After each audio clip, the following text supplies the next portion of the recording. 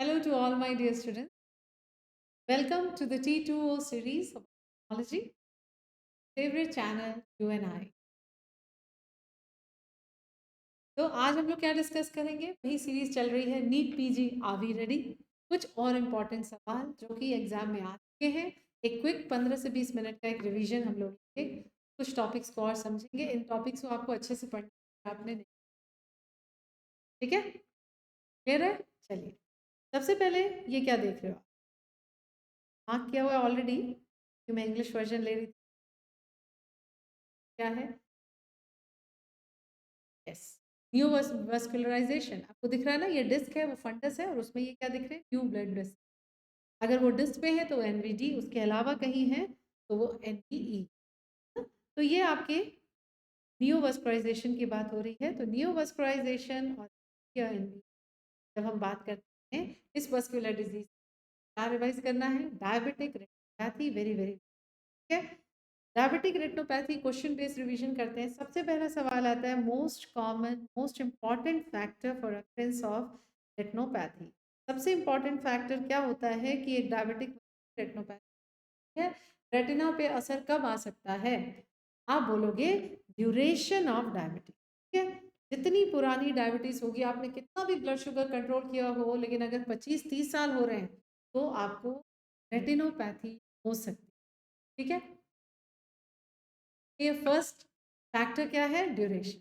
दूसरा सवाल पूछता है which is second most important factor. Second most important factor आप बोलोगे ग्लाइसेमिक कंट्रोल, यानी कि अगर आपका ब्लड शुगर नहीं कंट्रोल है तो ये कभी भी हो जाएगी। तो ग्लाइसेमिक कंट्रोल बहुत ही ज़रूरी है। तीसरा आपसे पूछता है ये रेटिनोपैथी किस टाइप टाइप की डायबिटीज़ में ज़्यादा कॉमन? याद रखना है, ये भी एग्जाम क्वेश्चन है। More common in type 1। चौथा सवाल आता है आपसे फंडस एग्जामिनेशन। तो फंडस एग्जामिनेशन, फर्स्ट फंडस, पहली बार रेटिना को आप कब देखोगे? फर्स्ट फंडस एग्जामिनेशन अगर वो मरीज टाइप 1 का है तो आपको 5 साल वेट करना चाहिए। उससे पहले एक्सपेक्ट करते हैं कि होंगे कि हम आफ्टर 5 इयर्स। लेकिन अगर आपका मरीज टाइप 2 डायबिटीज का है तो फिर आपको इमिजिएटली, क्योंकि क्यों भाई मरीज में तुरंत क्यों कर रहे हैं? क्योंकि हमें पता ही नहीं कब से ये इसको diabetes, generally type 2 diabetes late type. चलिए नेक्स्ट हम पढ़ते हैं। जब यहाँ तक पढ़ा, और क्विक रिवीजन में बहुत इंपॉर्टेंट है आपके क्लिनिकल फीचर्स और स्टेजेस ऑफ डायबिटिक रेटिनोपैथी। अच्छा, एक और सवाल पूछा गया है, ये भी याद करिए। What first sign of diabetic retinopathy? ये एंजियोग्राफी है। आप ब्लड वेसल्स में सारी डाई देख रहे हो और ये एकदम वाइट वाइट डॉट्स जो दिख रहे हैं, क्या बुलाएंगे? ये भी डाई है ना, इसको बोल देंगे हाइपर फ्लोरेसेंट। हाइपर ज्यादा, फ्लोरेसिन को बोलते हैं हाइपर फ्लोरेसेंट। ये जो हाइपर फ्लोरेसेंट डॉट्स आप देख रहे हैं, और एक देख रहे हो काला काला भी दिख रहा है, वो काला काला डॉट फ्लोरेसेंट जैसे कुछ हैमर, ठीक है, या कोई एग्जीड्यूट पड़ा वो ऐसे दिखाई दे। लेकिन आपके जो व्हाइट डॉट्स दिखाई दे रहे हैं वो हाइपर फ्लोरेसेंट है, माइक्रो। तो सवाल आता है आपसे कि first sign of micro aneurysm क्या है? First sign of diabetic retino, first sign, क्या लिखिए? First sign of diabetic retinopathy आप बोलोगे माइक्रो एन्यूरिज्म। फिर एक और सवाल, किस लेयर, रेटिना की किस लेयर में ये माइक्रो एन्यूरिज्म होते हैं? आपको आंसर करना लेयर, ठीक है, एनएफएल। उसके बाद क्या कहानी आगे बढ़ेगी? धीरे धीरे उसमें आने लगेंगे एक्सुडेशन, हैमरेज, ये डॉट एंड ब्लॉट हैमरेज, थोड़े बड़े वाले ब्लॉट हो गए और ये हो गए आपके डॉट हैमरेज, डॉट हैमरेज। और ये क्या है? ये पूछा जाता है आपसे, आपको डॉट एंड ब्लॉट कई बार आपको स्लाइड दे दिया जाता है, बताना होता है कौन सा। तो ये वाले जो येलोइश है ये हो गए आपके हार्ड एक्सुडेशन। आपको पहचान, सारी स्लाइड देखोगे। हार्ड क्यों बुलाते हो? क्योंकि वेल डिफाइंड मार्जिन है और छोटे लीग लिपिड्स होते हैं, इनको बोलते हैं। ये कौन सी स्टेज हो गई? माइक्रोनिज्म भी है, एक्सुडेट्स भी है, हैमरेजेस भी आने लगे। अब हम इसको बुलाते हैं, चलिए इसको ऐसे समझ, अब हम वर्बली बोल रहे हैं, अगर आप नोट करना। सबसे इंपॉर्टेंट है कि पहले डायबिटिक कैसे डिवाइड करते थे? ग्राउंड डायबिटिक रेटिनोपैथी, बैकग्राउंड में सबसे कम हाइपोक्सिया होगा, और ज़्यादा हाइपोक्सिया होगा तो प्री प्रोलिफरेटिव, बहुत हाइपोक्सिया हो गया तो आ चुकी हूँ किस तरह से हाइपोक्सिया से इंक्रीज कैपिलरी परमेबिलिटी, लीकेज होती है और हाइपोक्सिया बढ़ता है, हीमोटैक्टिक फैक्टर रिलीज होते हैं, नियोस्ट्राइड, पूरे पैथोजेनेसिस क्या पढ़ते थे, retinitis. Basic background diabetic retinopathy के फीचर में क्या आएगा, माइक्रो एन्यूरिज्म्स, हैमरेज, एक्सुडेट, जो भी आप देख रहे हो। अगर और कहानी आगे बढ़ती है, हाइपोक्सिया और बढ़ गया, अगर हाइपोक्सिया और बढ़ता है तो कुछ एडिशनल, तब वो हो जाएगा प्री प्रॉलिफ। ये दोनों क्या दिखा रहा है, ये दोनों स्लाइड हो गए प्री प्रॉलिफरेटिव डायबिटिक, ठीक है। ये हो गया आपका प्री प्रॉलिफरेटिव डायबिटिक रेटिनोपैथी। प्री प्रॉलिफरेटिव में क्या क्या एडिशनल है, आपको जब हाइपोक्सिया ज़्यादा है तो एक्सोनल डेब्रिस ज़्यादा होगा क्योंकि डैमेज ज़्यादा, उसी एक्सोनल डेब्रिस को आप क्या बुलाते हो, कॉटन वूल स्पॉट, ठीक। तो ये हो गए कॉटन वूल स्पॉट्स, ये वाले हो गए आपके फ्लेम शेप्ड हैमरेज, ठीक। ये हो गया फ्लेम शेप, ये दिखाई दे रहा है ना, लार्ज ब्लॉट हैमरेज भी दिखाई दे रहा है, डॉट एंड ब्लॉट हैमरेज पे आइए, ये क्या देख रहे हो, ये हो गया आपका लूपिंग ऑफ कैपिलरीज और लूपिंग ऑफ वेन, राइट। तो और क्या दिख रहा है, ये आपको ब्लॉट हैमरेज दिख रहा है, ये छोटा वाला डॉट हैमरेज, हाँ मुझे एक कॉटन वूल स्पॉट भी दिख रहा है, ठीक। तो ये सब फीचर्स किसके हैं, प्री प्रॉलिफरेट, राइट। क्या क्या हो गया, मोर number of cotton wool spots, large blot haemorrhage, क्या होते हैं, वेनस इन्फार्क्ट्स, ठीक है।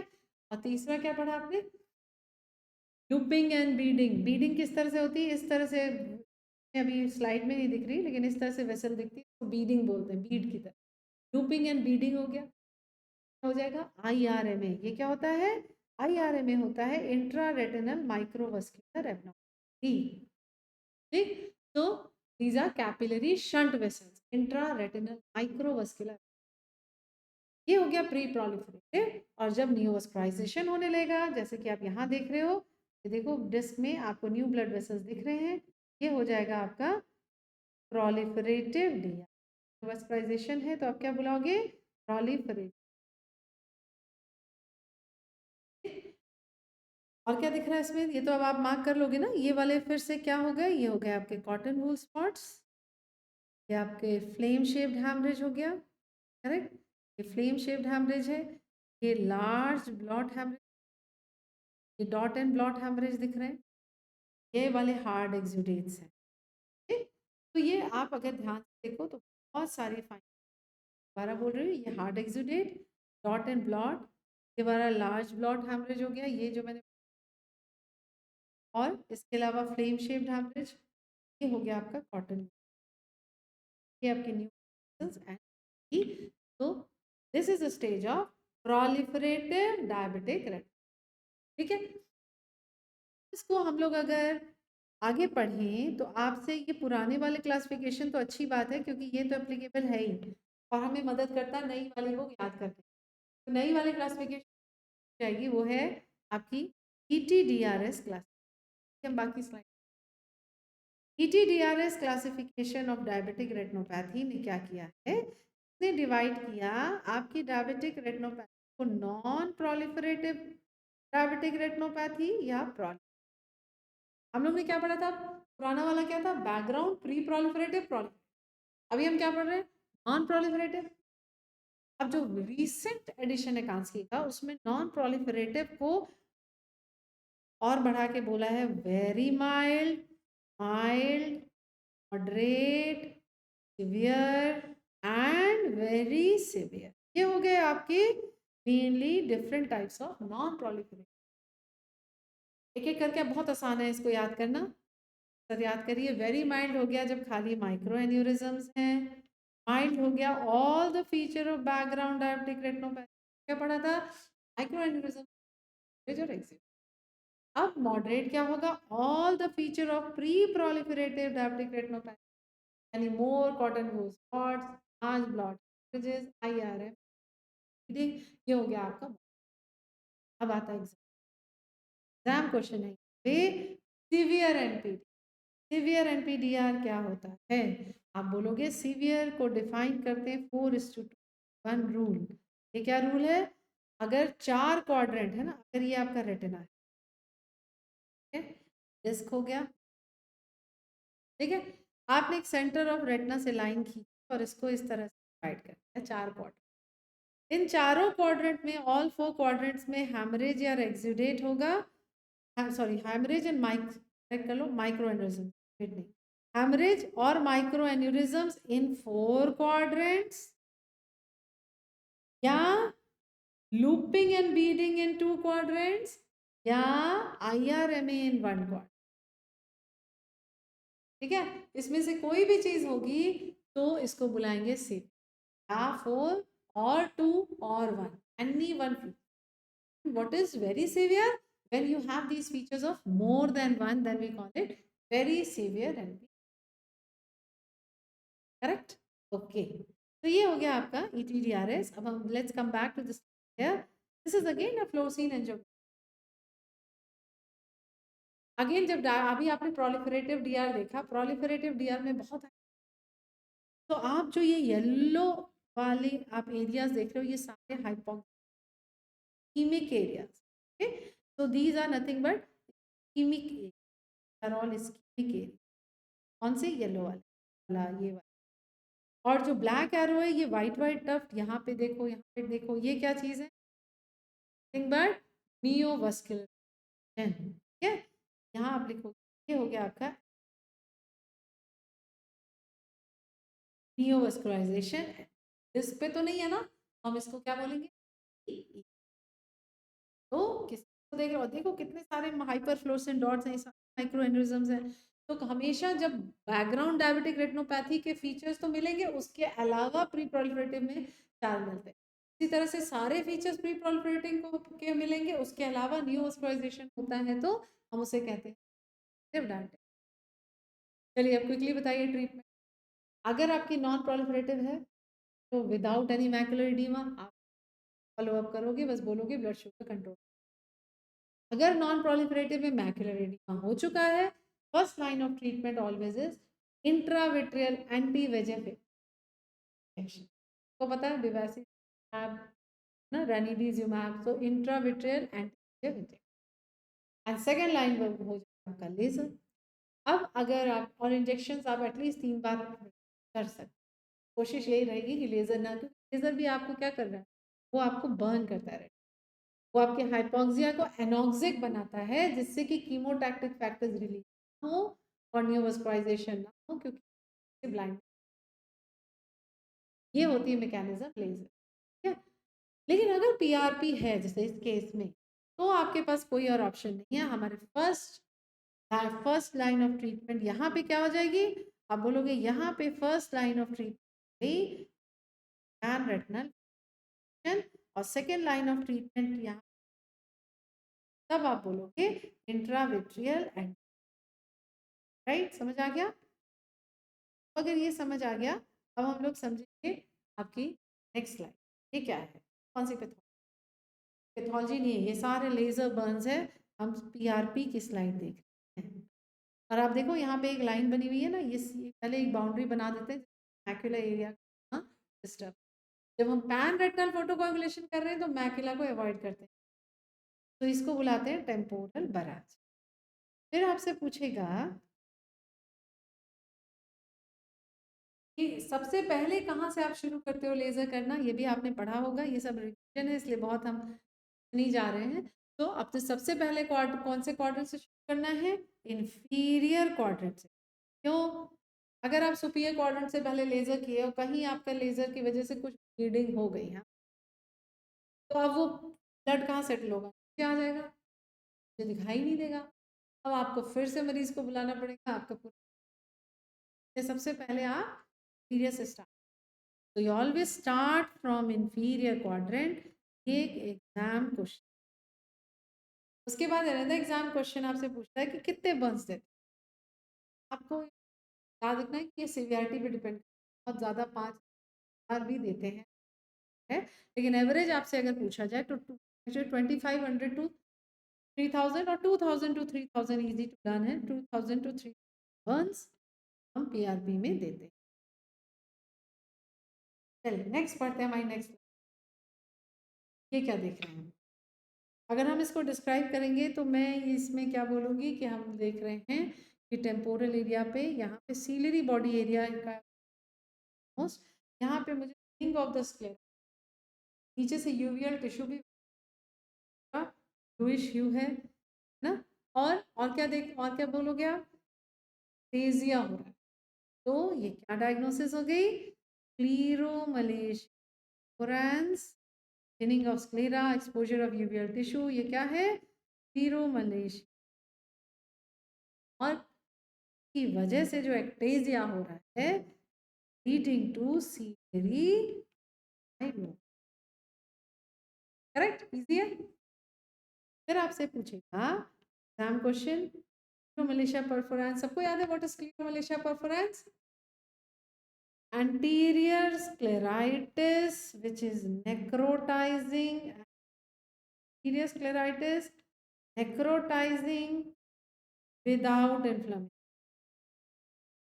ये होता है स्क्लीरोमलेशिया। एग्जाम क्वेश्चन क्या है, it is associated rheumatoid rheumatoid, ठीक है। सीलरी स्टेफाइलोमा जो है सबको आपको पता है what is staphyloma, any ectatic condition of eyeball with herniation of uveal, तो एक एक्टेजिया है, उसी में यूवियल टिश्यू हर्निएट करना है, राइट। तो स्टेफाइलोमा अगर हम लोग क्विकली रिवाइज करें तो ये अगर आईबॉल है, जब यहाँ पे एक्टेजिया होता है इस एरिया से, कॉर्निया से, तो हम इसको बुलाते हैं एंटीरियर स्टेफाइलोमा। लिम्बल एरिया से वो होता है तो हम बुलाते हैं कैलरी स्टेफाइलोमा। सीलरी बॉडी एरिया से होगा, जिस केस में आपने देखा सीलरी स्टेफाइलोमा। एंटीरियर स्टेफाइलोमा का मेन कॉज क्या होता है, दो cornea, intercalary peripheral corneal, ciliary staphyloma mainly due to scleritis, जैसे आप या कई बार ट्रॉमा।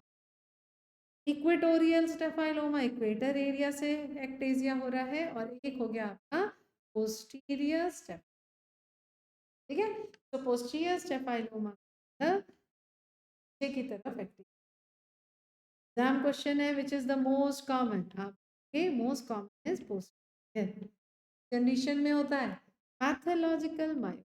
तो पता है ना क्या होता है पैथोलॉजिकल मायोपिया, वो मायोपिया जिसमें बुलाते हैं पैथोलॉजी, ठीक है।